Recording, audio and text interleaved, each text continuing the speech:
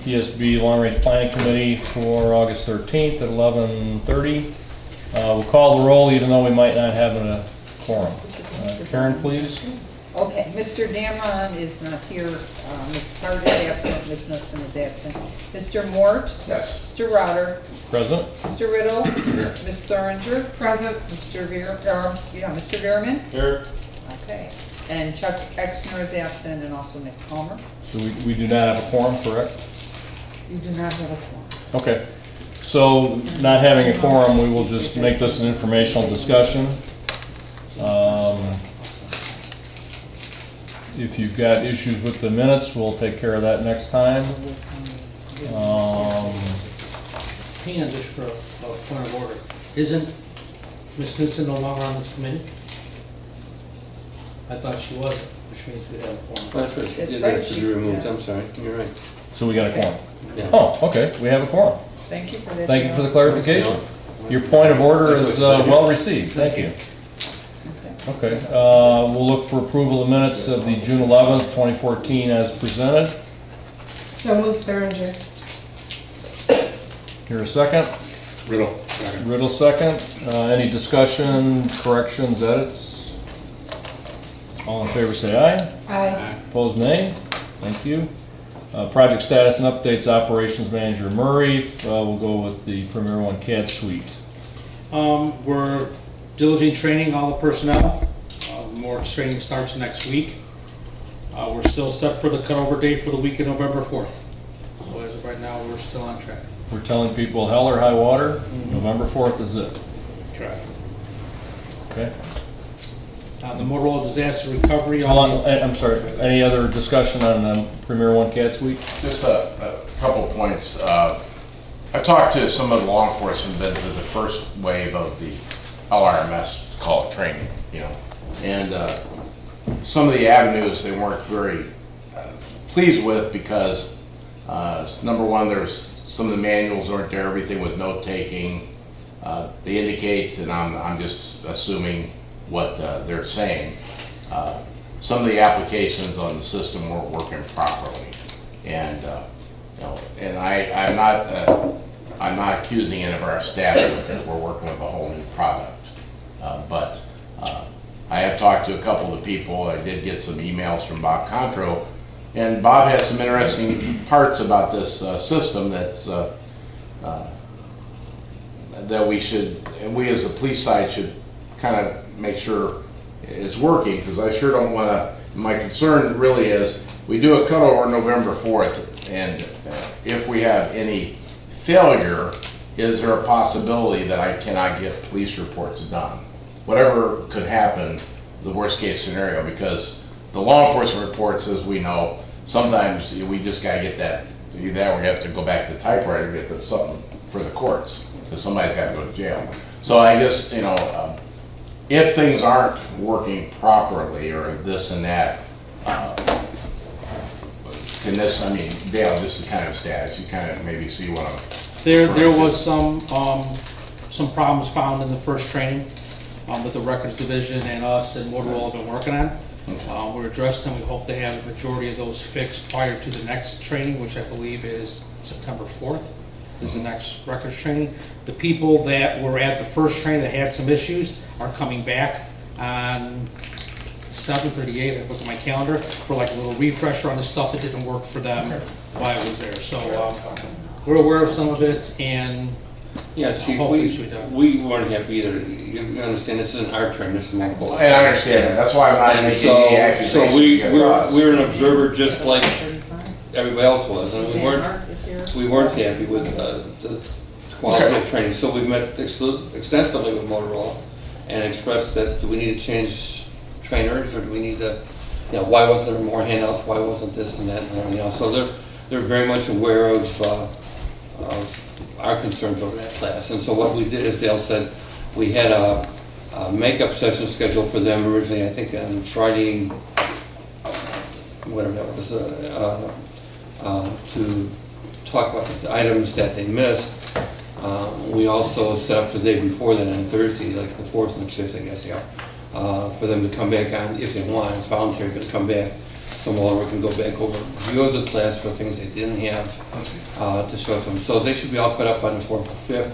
Mr. Contro's emails weren't entirely truthful, and so we responded to his superiors with our concerns about statements that weren't accurate. So, and I just, you know, right, I know. I just don't want to looking get for into a fishing feedback. match, but I'm not getting everything the man said wasn't right, and so we talked to his superiors about it. So. I just was concerned, I'm sure you were, when the first phase of training. We were very concerned at the end of the training, and we were concerned that by the middle of the training we were concerned. I'm sure you were, you know, biting your whatever. So you're looking to make sure the next training protocols. Yeah, so our staff is preparing a Will County user's manual for records, and Motorola is preparing a Will County, or a Motorola user's manual, and we're using the same outline so we can put them together and mesh them. So our trainer will be available in the class if necessary. So I think we've met extensively with Motorola. They know that we're extremely disappointed, and all the students at the first session were told that they can come back for 2 days and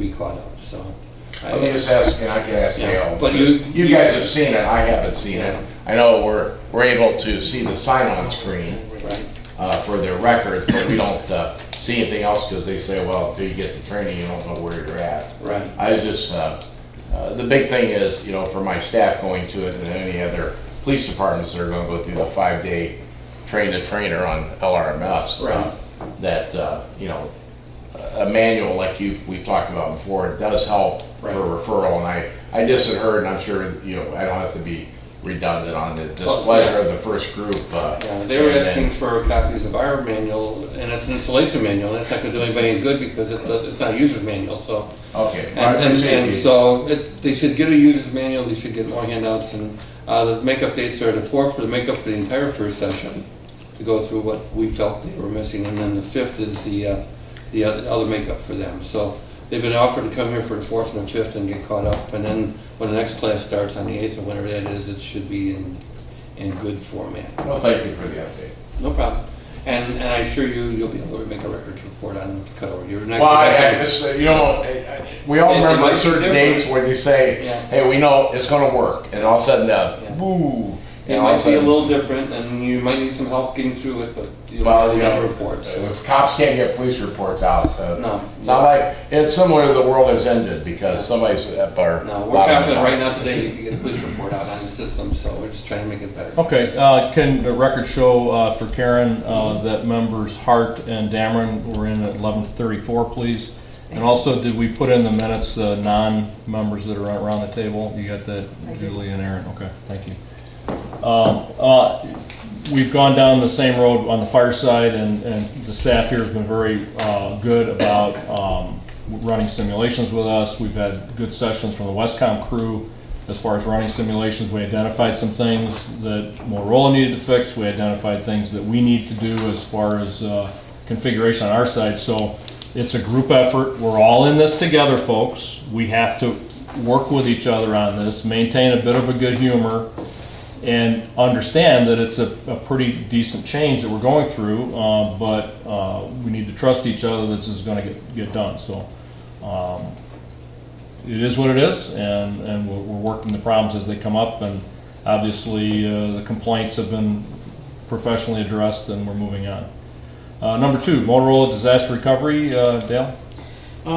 All the equipment is in. We had to change out some hard drives that were shipped wrong and some licensing issues. So Motorola was here all the way up to last week.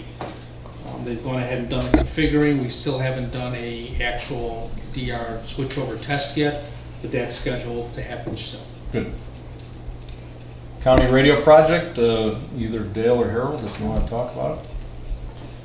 I'll just tell you that the first draft of the RFPs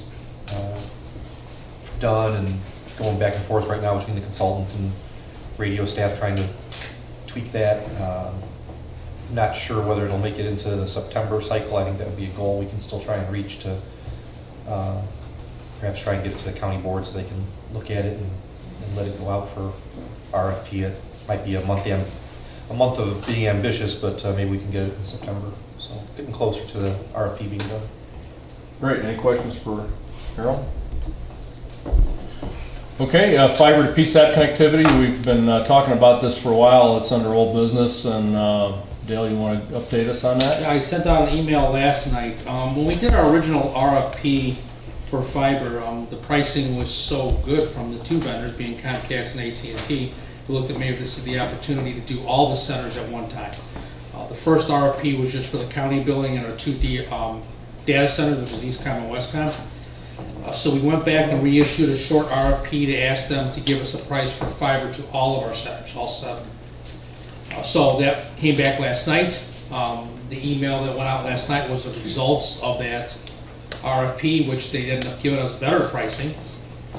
If you want to go over that, we can in long range if we want to do it with more financial equipment. But basically, we're recommending Comcast at the 36 months.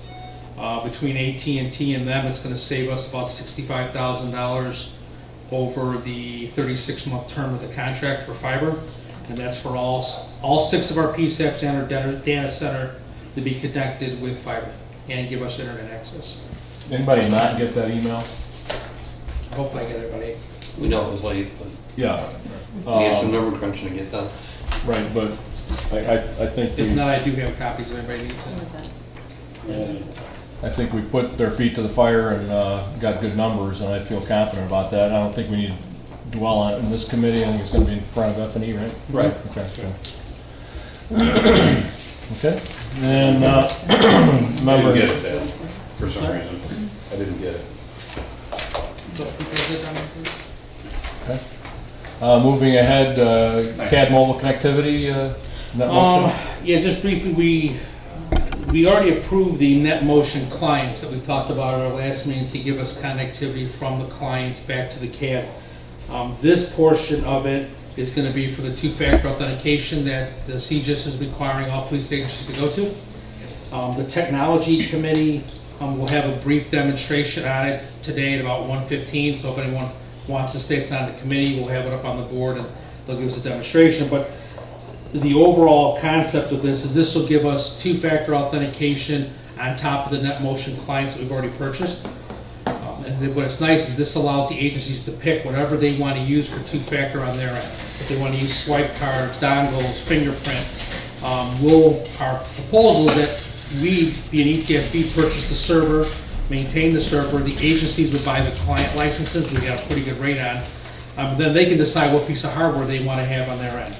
It also allows the agencies to manage their personnel. So, City of Joliet example, you can have whoever you're going to have manage it, can have Dale come in and do his fingerprint or his dongle or his swipe card. And you don't have to worry about our office managing your personnel to forget passwords. It goes on top of the current NetMotion client, and the net is for the 2-factor for CGIS. Okay. Any questions on that? Okay. CSI, and maybe this is Steve and Dale, ICC rules in favor of Jackson County's plan modification. Right, so after 6 years of hearings and work, the ICC finally approved Jackson County with CSI for the first NG 911 system in the state of Illinois.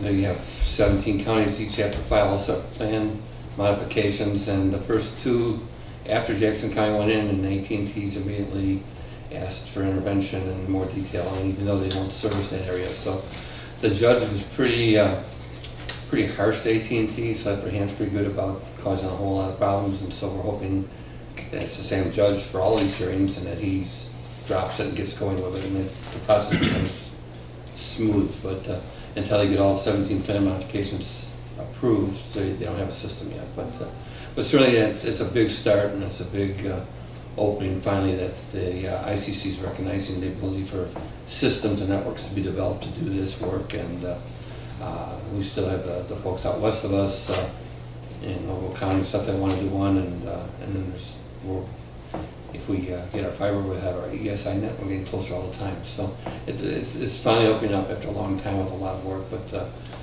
they're leading the way, and like I said, it was good news to get the hearing, and they're really in favor of it. So.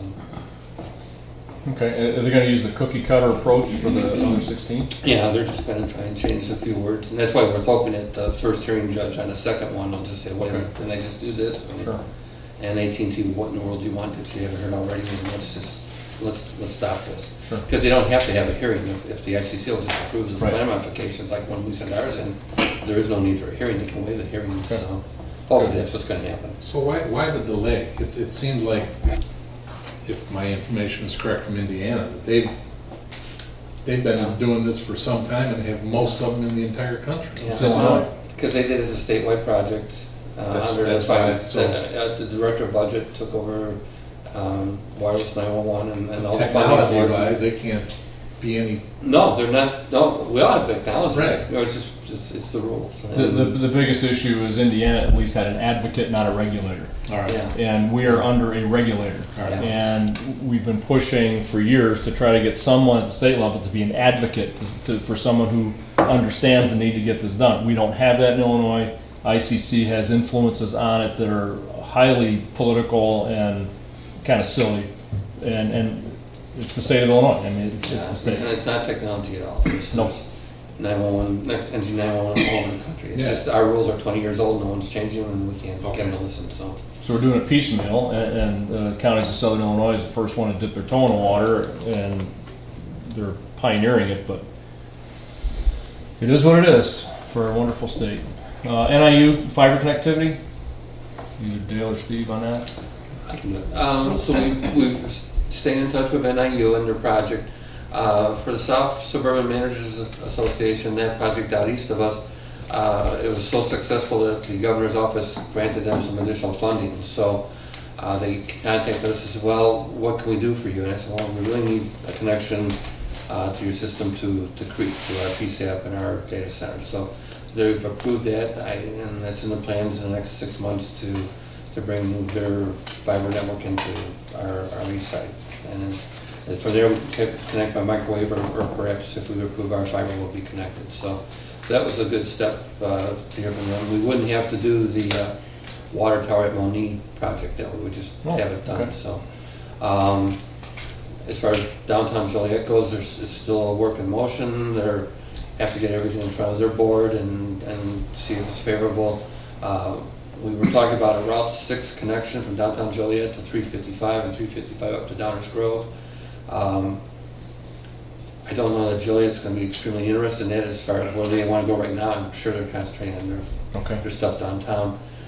They gave us a quote. It was like $890,000 for that Route 6 connection. And it was, you remember, did I say 55 to get up to Downers Grove? Yeah, 55. About 55, I think, to get up to Downers Grove, and then $5,000 a year for maintenance on it. So we said, that's great. Silver Cross was very interested, and then and there was a federal grant for hospital connectivity, and I'm not sure exactly what's going on, but it sounds like there might be talk about like a administrative change or a management change.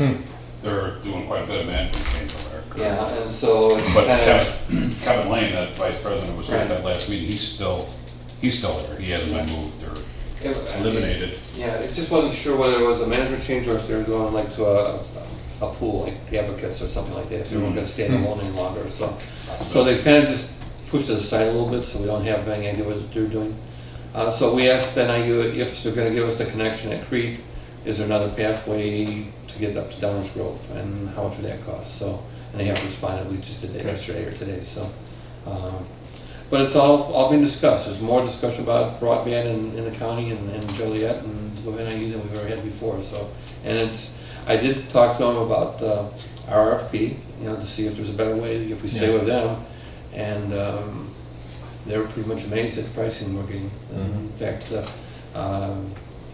we're beating their pricing, and he said it usually costs them $800 just at a connection point to do the connection. We're getting all the infrastructure for $800. So I said, Rusty, did you see something happening if we do a 3-year contract or something, because it's changing so fast? Do you see anything happening in Will County in the next 3 years? Because no, he said that 3 years is going to go by so fast, and they're not going to have anything in place in 3 years that would change anything. So he was pretty pleased with what we were seeing from our private sector providers. Okay, very good. Anything else on that?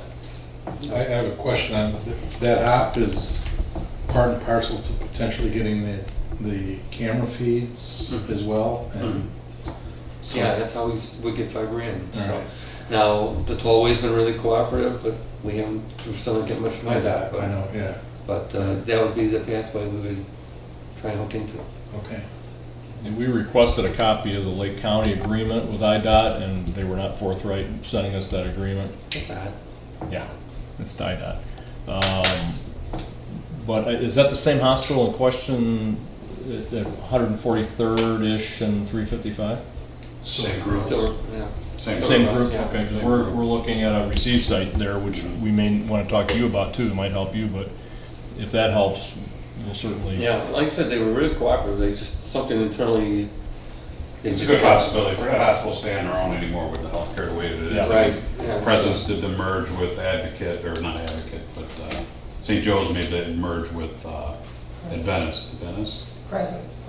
It's Presence now, but that's St. Joe's and, I want to say, I should know this, it's who Wade's working for now, but it's one of the northern, or Aurora.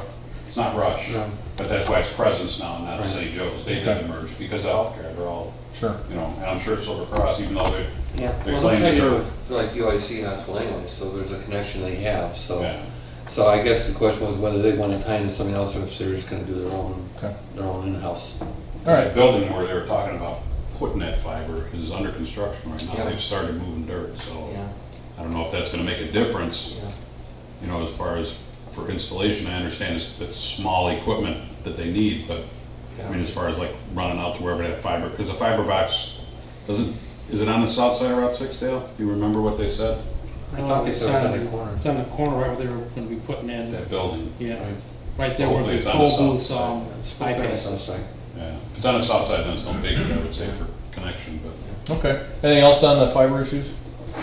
Texting to 911, application's been submitted. Steve, anything else, or Steve or Dale? I should be getting with Intrado next week, and we'll start our preliminary design for getting it in. I told them that we'd like to have it in by the end of the year. At that time, when I talked to them 2 weeks ago, they didn't seem to have an issue with that.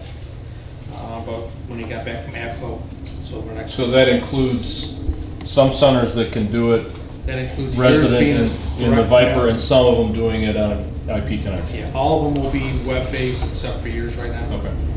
So I don't can you explain, I'm completely on the outside of this. So when you say you have the application in, so you just can't, how does that process work? I don't want to have spend too much time on that, but. The application is actually with our provider, just to let them know that we're ready to start the process. It's not like we're applying and saying, hey, will you take us? It's just filling out information about our PSAPs, how many positions they have, what area they cover, so they can start building their maps and their connections to get us to Texas and Iowa, is what that does. And each provider is 4 major cell phone companies right now. Each provider has to be notified, and so they can build out the system for each of their systems. They're not one cell system. There's 4. There's more than 4. There's 20 some, but there's 4 big ones that do it. So the 4 have to build it out. So we have to give them each PSAP has boundaries, and so they have to build it so that the phone all stays at each boundary, basically. So it's about 6 months process to do And then that. there has to, then it would have to also be like this huge campaign on it, like how does people Right, implement? Right. we were talking to some of our neighbors, because some of our neighbors are on the verge of doing it.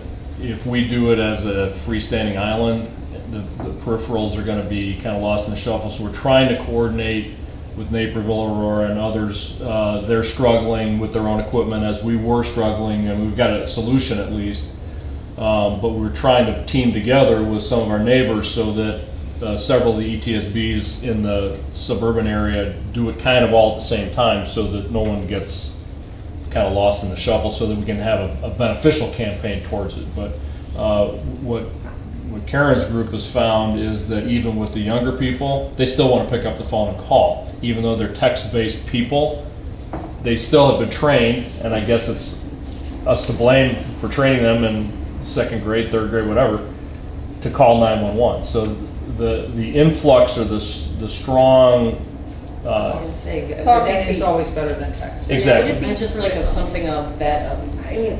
The deaf community is like the most. abduction, or, you know, of scared, like, you don't want to Exactly. hear like a scare, like a very good safety. Yeah, the campaign is if you can't talk, text, but if you can talk, call, so. Right, and I also, like, I think right away, my brother has cancer, so he can't. Exactly. Like, he's got a special phone now, but I think that would be Yep, Great. so the application's into our vendor, our provider, and they have to coordinate all the stuff. They have to create the product for us all to use, and then we'll have to camp out on Because a what date. number would so. you text? Would you text 911. 911? And that's been a problem with the industry in general, because, if you're voting for, a contest on the television, it's always a 5-digit. Well, the industry was used to a 5-digit text number, and for them to create a 3-digit, it was a big deal for them. They have to try to attach location information, which is lagging behind. There's a lot of issues, and our vendor Entrado is wired into at the national level to do it right. So I've got confidence it's going to work, but we just have to get it going. Right, we've been meeting monthly or every other month with our neighbors. We're gonna meet tomorrow again, and we try to encourage them to get their paperwork in too, so. Because our concern is, in your case, a third of Naperville's residents live in Will County, and so we're campaigning for texting, but 2/3 of Naperville wouldn't Right, have it, that's so. always such a big issue so, of any of the um, Naperville meetings I go to. So we're trying to get everybody on board about the same time after the first of the year, so. Okay, anything else on that? That's great. ICC financial reporting requirements, I guess that's more Steve than Dale. So the ICC and, well, General Assembly has told the ICC that they want reporting of finances for all ETSBs. And they've developed a format and they sent it out and we've looked at it. They had a training class last week. And we have another one tomorrow. We're hosting a regional group here tomorrow to take a look at it. And basically it's a full-blown, very detailed audit of the 911 system down to every penny, which is fine. It's more detailed than we put in our normal budget process, but certainly we have we know where all of our expenditures are and what we have and what we own, so it's just a different format for us. After they sent out all the Excel spreadsheets, we looked at those. When they sent out the final product, they also put a whole bunch of documentation on requiring affidavits and testimonials, filing CAFR reporting and everything else. I have nothing to do with the county's audit procedures. So we contacted the county's finance department and they've accepted responsibility for having filed a form for us, which makes me feel a little bit better because I'm not an accountant. So they're going to be here tomorrow also in the classroom, and then Karen and I will work with them on the line item specific, but basically the report's going to have to be filed on our behalf through the county finance because of the statements that have to be made on reporting practices, so it's all good. We're in much better shape than a lot of counties in the state, so we're looking pretty good from that regard, and the county finance department apparently has been very cooperative, very listening to what we need to do, so I think that's a great solution. Yeah, so it has to be in by October 1st for the years 2012, 2013, we'll make that, and then like I said, there's listening to the conversations last week, there's a lot of people are going to have a lot of trouble trying to figure out what to do or how to add 1 and 1 to get to 2. So it should be interesting, but we'll be okay. Okay. Anything else under old business? Moving into new business, and Tom Ross is joining us appropriately. Bolingbrook PSAP into Westcom. We've had some preliminary meetings with them. They had a meeting last night, which I was told went well. There'll be some additional public safety meetings coming up soon, and they'll be voting at the village level on the 26th. And on the 27th, Tom and I will get very busy getting some stuff arranged if the vote goes well. We're looking for a go live sometime prior to the first of the year, hopefully prior to the new CAD cutover. So a lot of parts, a lot of moving parts, but it's going well. And Tom, I don't know if you want to comment or. We've got a public safety committee meeting scheduled for the 19th of August. We have 3 people from our village board on the public safety committee, so that's the first hurdle, and then the full village board on August 26th, like Steve said. So things are progressing. We'll keep everybody in the loop. Okay, any questions about that? Okay, I don't know of a need to go into closed session. If anybody does, let me know. Having heard nothing, I'll entertain a motion to adjourn. So moved, Brad. Second, Bill. All in favor, say aye. Aye. Opposed, no. Okay, and Karen, I think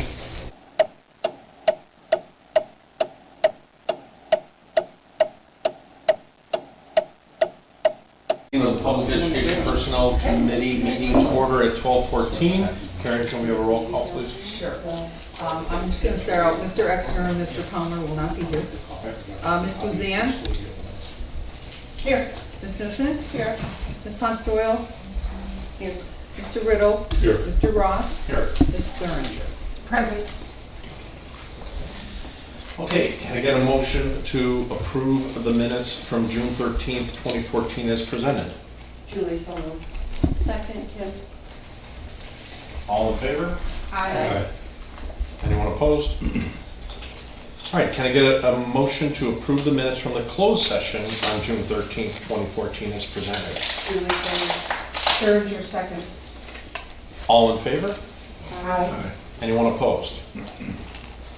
All right, old business, a discussion regarding operations manager annual salary. As part of the 2014 budget, the chief administrator had recommended a one-time salary adjustment for the administrative operations manager, Dale Murray.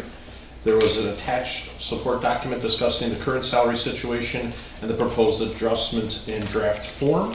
At this time, I'll entertain a motion to move to close a portion of this meeting to the public in accordance with Section 2C of the Open Meetings Act to consider the appointment, employment, compensation, discipline, performance, or dismissal of employees. Julie, so moved. Second, you know. All in favor? Aye. Anyone opposed? All right, so at this time, I'd ask anyone